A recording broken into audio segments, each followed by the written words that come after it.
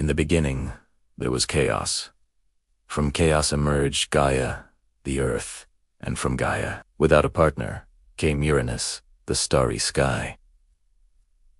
He rose to cover her entirely, a vast, glittering dome stretching from horizon to horizon. And so, the first king of the cosmos was crowned. Uranus looked down upon Gaia, and Gaia looked up at him. Their union was the foundation of the world, a cosmic embrace that was at once loving and suffocating. From this union, their first children were born, the 12 Titans. They were magnificent, beings of immense power and beauty. There was Oceanus, the great river that encircled the world, and his wife Tethys, the mother of rivers and springs.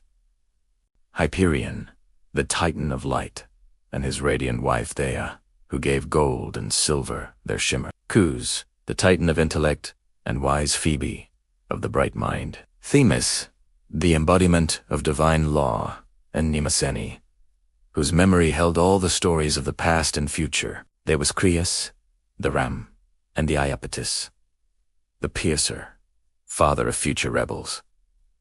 Then Chimaera, the gentle mother of future gods, and finally, the last and youngest, the most ambitious and cunning of them all, Cronus. These 12 were the first generation of divine royalty, powerful and full of potential. But their next children were different.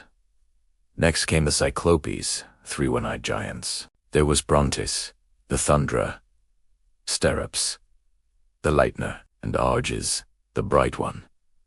Even as infants, they were master craftsmen. In their hands, they could forge the very thunderbolts that would one day shake the heavens. They were brilliant, but their single, glaring eye and raw power made their father uneasy. Then came the final brood, and these were the most terrifying of all. The Hecate, 3 monstrous brothers, each with 100 flailing arms and 50 grotesque heads. Cotus, the Furias, Briareas, the vigorous, and Gigis the big-limbed. Their sheer presence was an earthquake. Their every movement sent tremors through the cosmos. They were chaos given form, a walking, screaming embodiment of raw, untamable might. Uranus, the Sky King, looked upon these monstrous children, the Cyclopes, and the Hecatonchires, and his love turned to cold fear. He saw their immense strength not as a legacy, but as a threat. How could he, the perfect, starry sky, have fathered such abominations? His paranoia grew into a searing hatred. He believed that one day, these powerful misshapen sons would rise up and tear the crown from his head. He would not allow it, and so Uranus committed an act of unspeakable cruelty. One by one, he seized his monstrous children. He took the brilliant Cyclopes and the 100-handed Hecatonchires, and, with brutal force, thrust them back into the body of their mother, back into the deepest, darkest pit within Gaia, the abyss of Tartarus. For Gaia, the pain was unimaginable.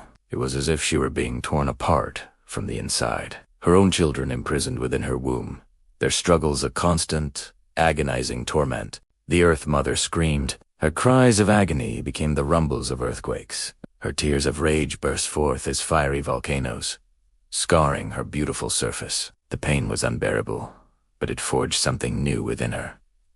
A cold, hard resolve. Her love for Uranus had curdled into pure hatred. He had violated her, tortured her, and imprisoned her children. He was a tyrant.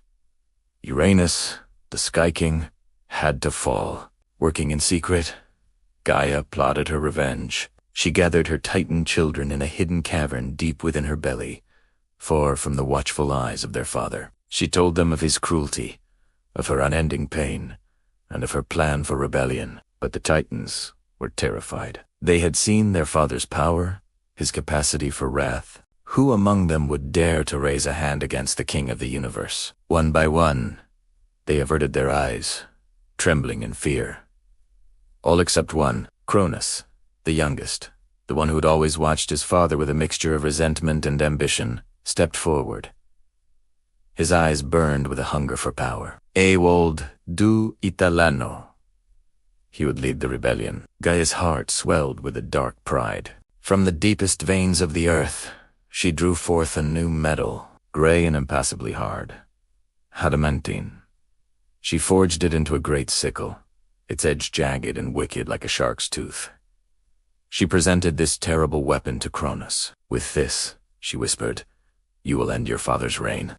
Do this for me, my son, and the throne of the cosmos will be yours." The trap was set. Cronus took the adamantine sickle and hid himself in the shadows, waiting. As night fell, Uranus, suspecting nothing, descended from the heavens to lie with Gaia once more, eager to cover the earth in his starry embrace. Just as he drew close, Cronus leaped from his hiding place. With one hand he grabbed his father, and with the other he swung the great hackhead sickle. In a single, shocking, and bloody act, Cronus castrated his father. A scream of pure agony and betrayal ripped through the cosmos, an echo that would never truly fade. The reign of Uranus was over. Blood from the terrible wound rained down upon the earth, and from these drops sprang forth the fearsome giants and the gentle tree nymphs. Cronus, with a final, contemptuous flick, hurled his father's severed members into the sea. As they drifted on the waves, they churned the water into a white foam,